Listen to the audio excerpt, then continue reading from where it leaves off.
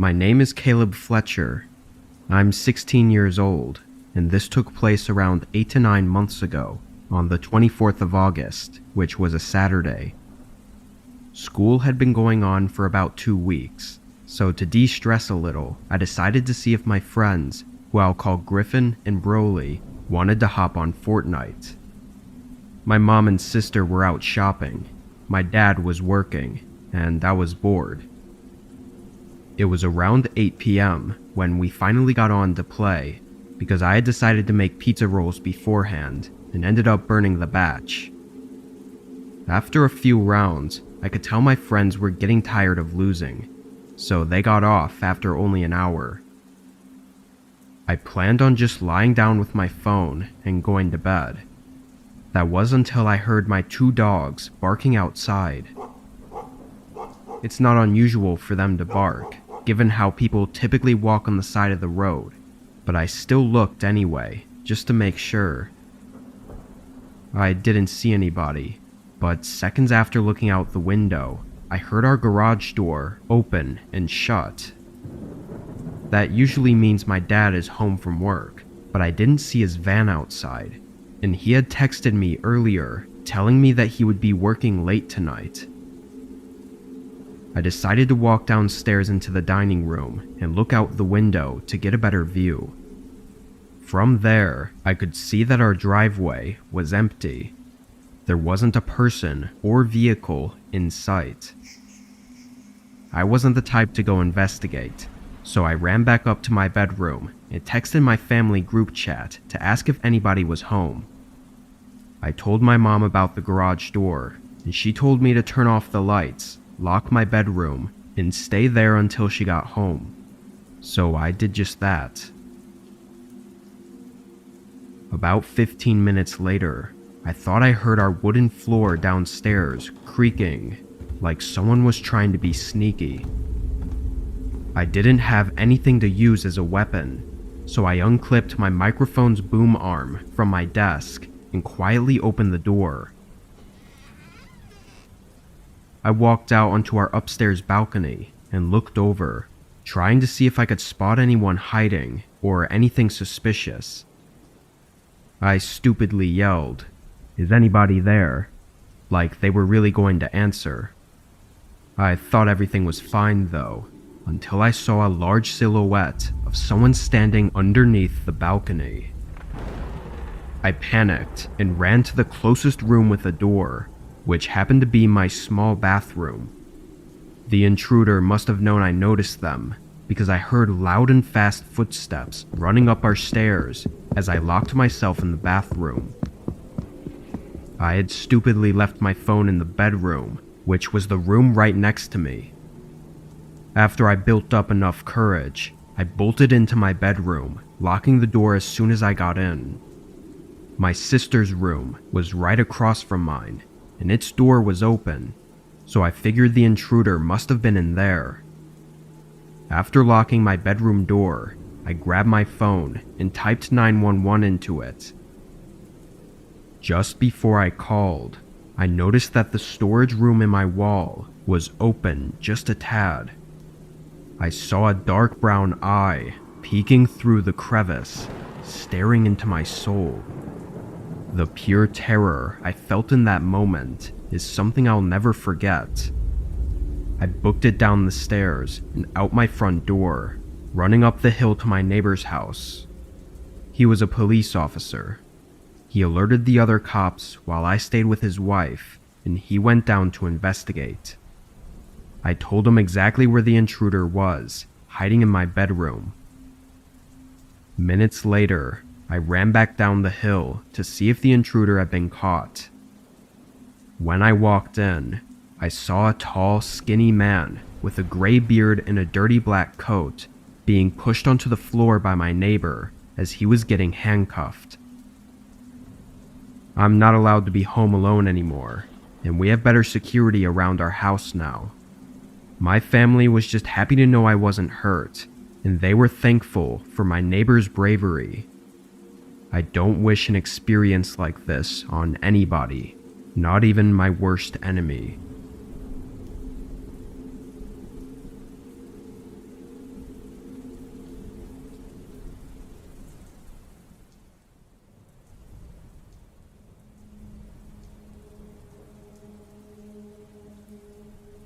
This was a few months ago while driving for DoorDash. I only drive as a side gig, maybe 10 to 15 hours a week. This night I was only doing a couple orders since it was already late, and I had picked up a small order around 1 a.m. It was to be delivered to a business building somewhere across town, which was apparent by the address. This was a normal thing, usually for overnight workers or whatever. When I pulled into the parking lot, though, it was empty. No cars at all, and it didn't look like there was a parking lot behind the building either. I parked in a spot near the front and got out with the food. The place was definitely an office building of some kind and was smaller than most, being only 2 stories and not very wide. All the lights were off in the windows though, aside from one light behind the front door. I walked up to the door and checked the app, seeing it has specific drop-off instructions to enter the main hallway and leave the bag outside of room 232. I looked through the door in the building, seeing this hallway with a bunch of closed doors on either side. Delivering to specific rooms I'd only done at hotels, so this was kind of new for me. I tested the door, pushing on it, and it was unlocked, so I stepped inside. I expected to hear people working, moving around, or talking, but instead didn't hear anything. There wasn't a single sound in the whole building. It was just white noise from the overhead lights buzzing above me. As I passed the first few doors though, they were all numbers in the 100s, like 102 and 106. The room the instructions said to leave it at was in the 200s, so I assumed that meant it was on the 2nd floor. In the middle of the hallway was the doorway leading to the staircase. It was held open with a wedge door stopper on the floor, but the lights weren't on. I stepped in and up to the bottom of the staircase, then looked up. The whole stairwell was pitch black. Not even any light was coming from above, where the room was supposed to be for me to drop it off at. Again, I started to notice the eerie silence, and it sent a chill through me. I was always one to do whatever the instructions say, so I'd get good reviews, but this was the first time I told myself that this was too sketchy. I stepped out of the stairwell and back into the hallway, and just as I did, the door right across from me opened. The lights in that room were off, but a man emerged from behind the door and stepped into the hallway. He was wearing street clothes and just didn't look like an office worker at all. But he stood in front of me and pointed past me at the stairwell. 232 is up there. I nodded, but didn't move, and neither did he. He just looked me in the eyes with a look like he was suppressing his anger. After an intense few seconds, I dropped the bag on the ground and started quickly walking to the exit. The man didn't follow me, but I heard his footsteps go into the stairwell and up the stairs as I left the building. I got in my car and left. I didn't know what that was, or if I was maybe overreacting about it, so I didn't call the police. The following day, though, the police actually called me. Apparently the office reported a break-in, and in the CCTV footage, they saw my car and license plate, tracking it back to me. They also had footage of the break-in, and so they called me in to question me about any information I might have. I didn't have much to give, but it turned out there were actually 3 people that broke inside. One was downstairs, who I saw, but the other 2 were shown on the cameras to be hiding at the top of the stairs, seemingly waiting for me to go up. Disturbingly, several other delivery orders were made to that same office that night. All of the other drivers were smarter than I was, though, leaving the orders outside by the front door. What would have taken place in that office had any of us gone up to the second floor is unknown, but hopefully police can find the 3 men before anyone falls victim to it.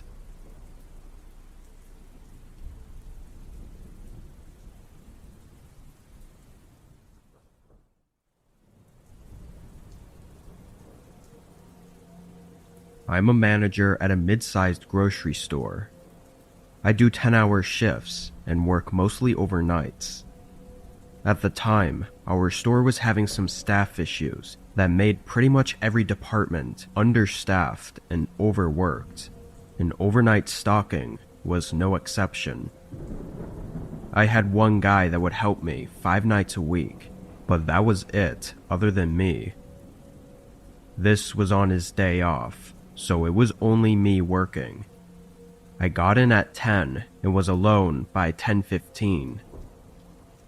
After running some numbers in the office, I started pulling out loads of boxes to the aisles to start unpacking and stocking. Even though I had no help this night, I still had to get everything done, so I was working hard and as quickly as I could. I didn't even stop for a break or anything. But suddenly a tapping sound echoed through the store.